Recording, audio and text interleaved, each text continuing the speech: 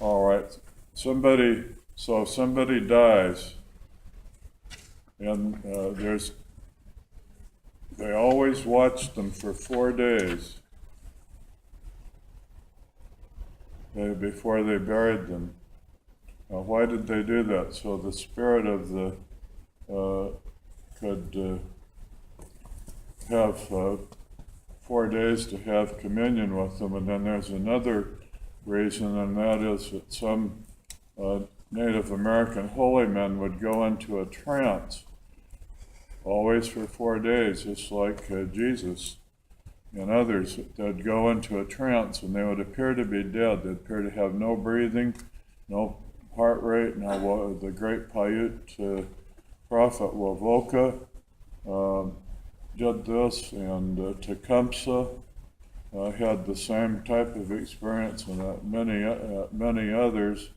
By the way, Sherman was named after Tecumseh because of his father felt like he was such a great warrior and one who tried to unite the country. So after death, the soul splits. There's the life soul, which is the bones and the flesh.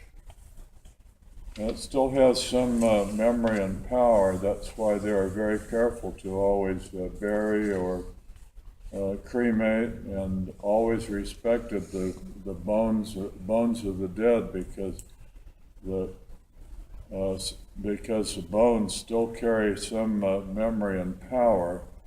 And then there's two other things. There's the spirit and the soul.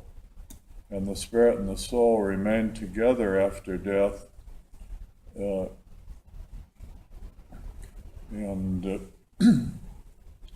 spirit is a spark of life that always returns to Creator, and the soul is all our memories.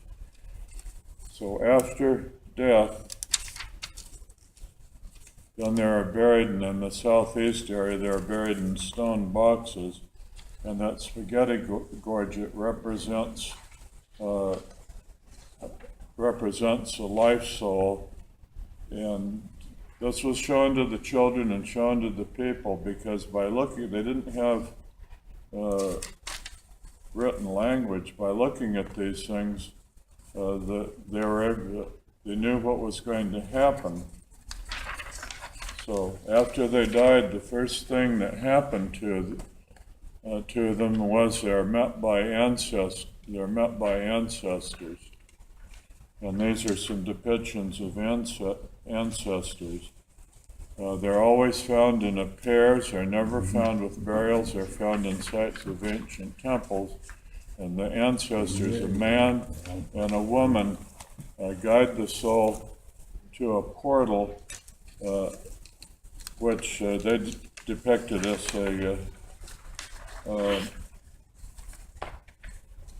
this is what's called an oji, which is the southeastern symbol for a portal.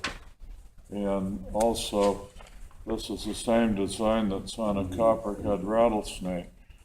So, the soul and spirit together go into this, are greeted by the ancient ones, a man and a woman.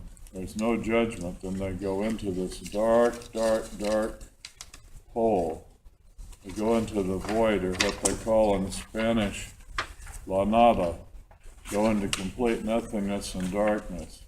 And then they have a complete review of their life without judgment. Everything they've done in this life or in any other life comes up, but they're not judged at that point. It's just shown to them, and you're reviewed. Now, what does the medical profession now call this for people that can now be revived by having their heart shot and various other things? This is a near-death experience.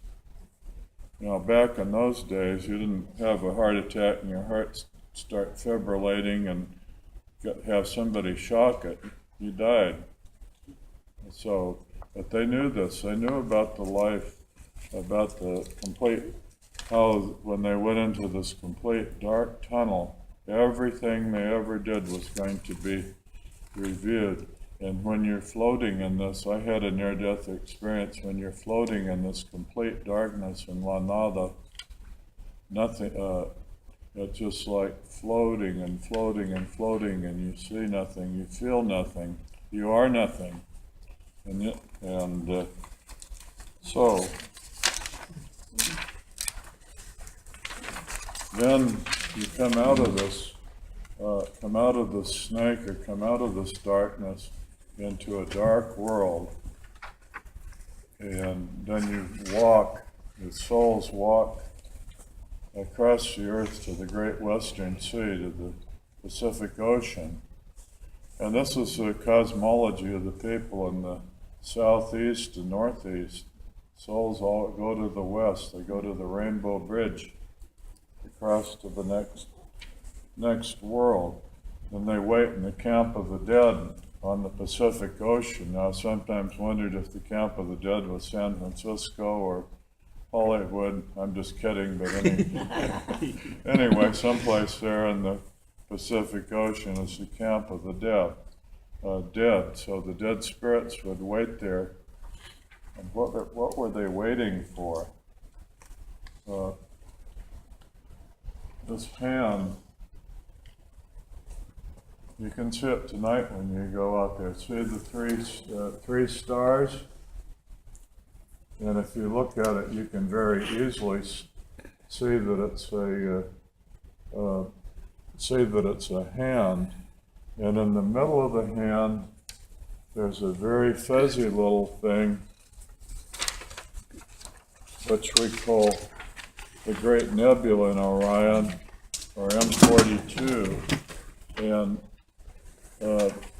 they believed that this was a portal to the path of souls.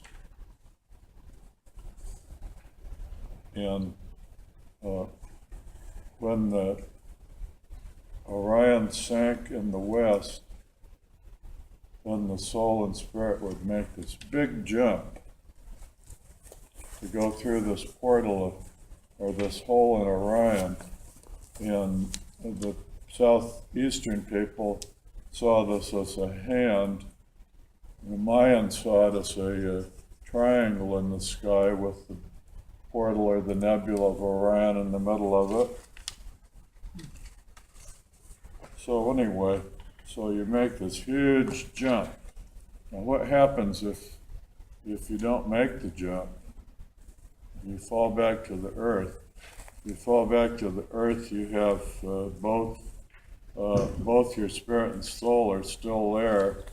You become what's called a poltergeist, or a malevolent ghost that has both memory and can do things, can trick people, move things around the house, cause accidents, and these poltergeists, or these bad spirits, always come back to the place where they came from. They don't fall into other places. They come back into the same family. It's usually due to family problems and other things, but the soul and spirit still have a chance.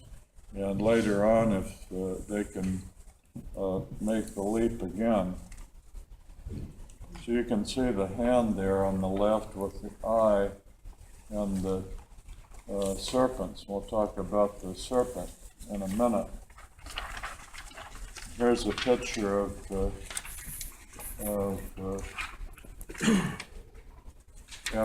after they jump.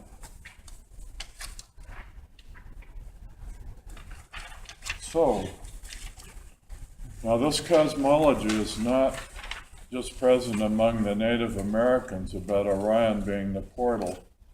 It's present in ancient Egypt. It's present among early Christian Gnostic philosophy. They knew about the portal in Orion.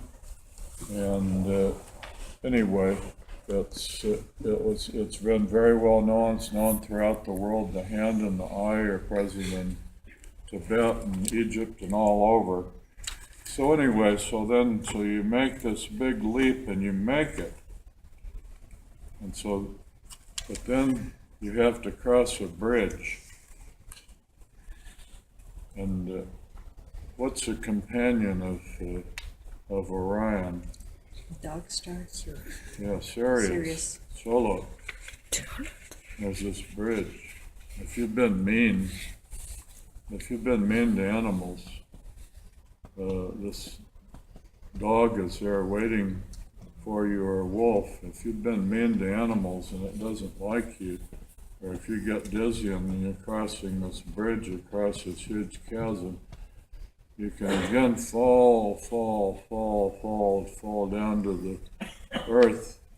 But as you do, your spirit departs, so just your soul falls down to earth. So this is what we call the ghosts that sit in rocking chairs and walk around old hotels and live in our attics and play, but they're basically mindless, because their mind has moved on. So they have an answer in this, both for the poltergeist and the regular ghosts. So be careful, be kind to your animals, and probably animals include other people too, so be kind to everybody. So.